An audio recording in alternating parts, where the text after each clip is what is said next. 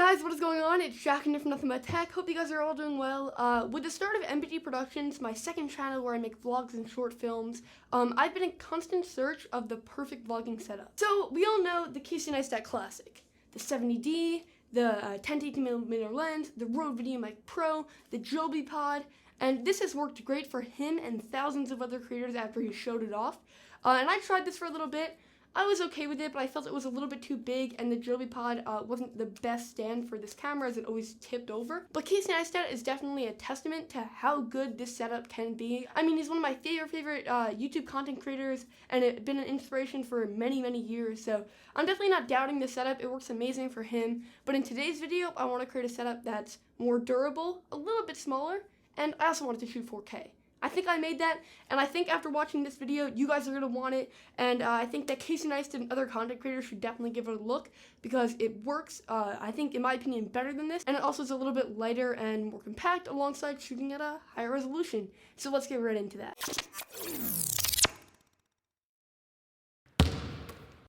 So starting out with the main component of this setup, the camera, I picked the Sony Alpha 6500 for its really compact size, its sensor size, which is an APS-C size sensor, and its stunning image quality. So one of my main issues with the 70D was just the size and the weight of it. I felt like I was missing moments because I didn't want to take my camera out where it could be stolen or where I wouldn't have a place to put it.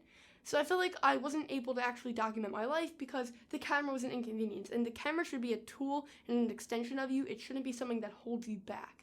So although when we add everything else to the 6500 setup, it is still lighter and more compact in my opinion than the 70D, but you can actually just take the 6500 by itself with the lens and the microphone and be set for places where you can't really bring a really large setup. So although you'll slightly lack functionality at times, it definitely does work, whereas I feel like I couldn't do that with the 70D because it was just so big on its own. So I'm happy with the 6500. So the lens is actually the 10 to 18mm lens from Sony, and it packs two really important features to me.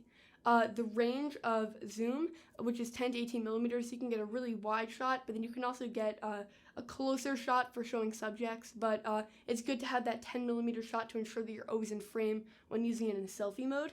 And then the second thing it packs is stabilization, which is key for this kind of genre where you're walking around and moving and stuff. You don't want your footage to be really shaky.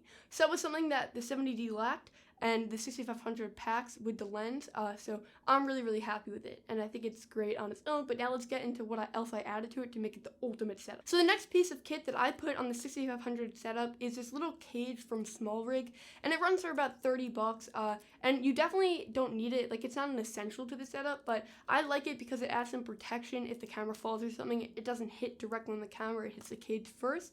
And then I also like it for all the mounting points that it offers, which is really good for in-studio use when I'm making like tech reviews and stuff. To be able to mount a monitor or an arm or something is really great. But if you want to take some of the weight off and also save about 30 bucks, it isn't an essential for sure. I'll still link it below alongside everything else though. So moving down to the mounting point and like the tripod of this setup, this is really where it gets interesting. So I'm using this really unique tiny tripod that not only comes with a ball head, but can conform to this really tiny form factor, which is almost the same size as a Manfrotto grip that people use for the point and shoot cameras. But it can also expand to be a mini tripod with flip down legs, which can be great for capturing the shot. It's less expensive than the Joby Pod, and although it's not as flexible, so it can't bend into the typical J shape, with just a little tilt of the tripod head, you can make it into an L shape, which I found works just as well. It also lacks the ability to wrap around things like the Joby Pod, but I think it makes up for it in the fact that it doesn't loosen, so your camera's more secure on it, so it won't tip over like the Joby Pod. And I think also the added height and the ability to get down to a small form factor make it a better pick, and you'll still be able to get pretty similar shots because of the added height of it and the fact that you can place it on the floor like a regular tripod. So yeah, I really cannot say how much I love this tripod. The fact that it can extend into a tripod and get to a really nice height, taller than what my Joby Pod could get to, is really awesome. But then also the fact that you don't have to worry about your camera tipping over like you did on the Joby Pod. And then lastly, the fact that it's $40 less makes this a steal for me. It's an extremely limited quantity. Right now, they sell it in black and red, but right now the black is so backordered because people are finally starting to notice how awesome this is. So if you want to pick it up in the red color, you can like spray paint it or something black, but I actually like the red color.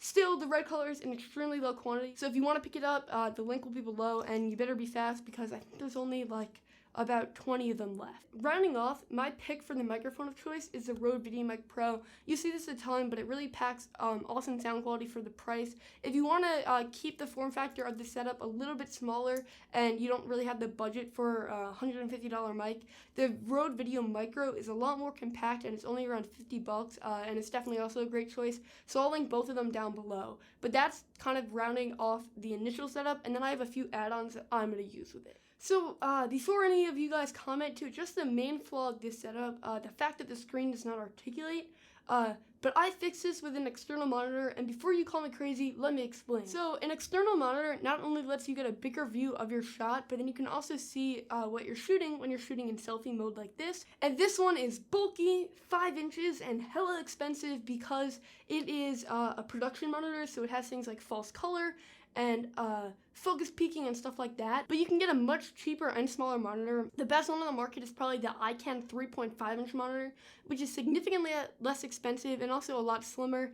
And that will definitely help you keep the bulk of the setup to a minimum. And even with this monitor, the setup is not too bad. I mean, it is a little bit heavy now and a little bit bulkier, but with just a 3.5-inch monitor, you can definitely alleviate that issue. But if you do like the size of the 5-inch monitor, but you just don't have that kind of dough to spend, I'll link a $50 option down below, which I'm actually getting in next week to make a video on. And to address the practicality of this, you definitely do not need it because at 10mm, you could definitely get yourself in frame without seeing it. But if you like the ability to see yourself, but you want 4K and you want this form factor, there's not really a camera out there that can do that. So an external monitor will really fix that. Anyways, this is kind of what the full setup looks like. And now I'm gonna run some test shots of it so you can kind of see how it sounds and how it looks. Okay, so this is test number 1. This would be like the kind of shot where you're sitting down talking to your camera. So the tripod is on its own on a table with the VideoMic Pro as the audio source. So this is like the first test of the sit down shot.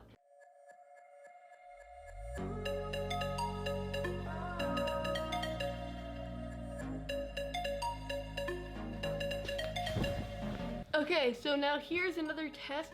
I'm about 2 to 3 feet away from the camera, so you can kind of get a sense of how the VideoMic Pro would sound and how you look at that distance. It's very, very detailed image from the A6500, and unlike the 70D, I don't have to worry about my camera falling down on the Joby Pod because this tripod is really, really stable. We'll kiss the sky goodnight. Just run away with me, darling.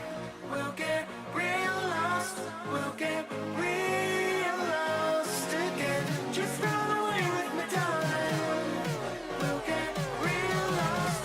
We'll get real lost again.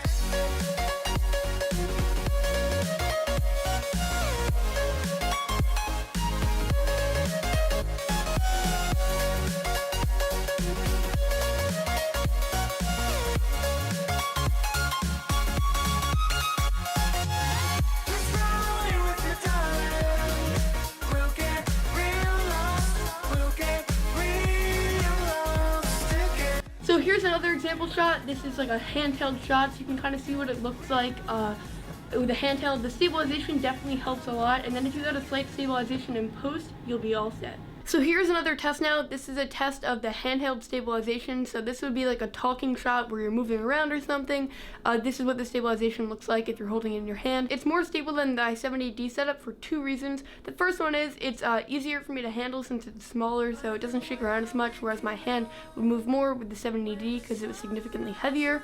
And then the second reason is because both the lens and the actual camera are stabilized, which helps overall with the image being more stable. Okay, so now since you saw the test shots, I kind of just want to give my conclusion on those shots before I go to the conclusion of this video. So, the shots that you saw of like the games and me playing the games and stuff, and then me talking to the camera, not in this room, those shots were shot in extreme low light conditions, and there definitely is grain in the footage, but it's not bad grain. Like, it's not like the colorful grain that you see on like cheaper cameras. It doesn't look terrible, and it definitely isn't too bad for the ISO I was shooting at, which is about like 2,000 to 3,000 ISO. The room was really not well lit, and it performed really well. So I wanted to test that for extreme lighting, and then here's kind of like studio-ish lighting. We have a ring light, so you can kind of see how it goes in both conditions. I think I'm shooting at like ISO 200 right now. So yeah, that's kind of the conclusion of the test shots. If you like that, you should go check out MBD Productions. But now let's head over to the conclusion of this video. Anyways, that's going to be it for this video. If you are a vlogger and you want to check out any components of this setup, I'll leave every single product that I mentioned in this video in the description down below. And if you like vlog stuff, you should check out my second channel, MBD Productions. If you like tech stuff and camera stuff, you should subscribe to this channel. And maybe we can send this to Casey so you can see how awesome this tripod is. Although he probably won't see this video, it'd be pretty cool if you could start using this tripod. Thank you guys all so much for watching this video. Leave a like if you enjoyed, subscribe to the channel if you want more, and I'll catch you guys all in the next one. Bye!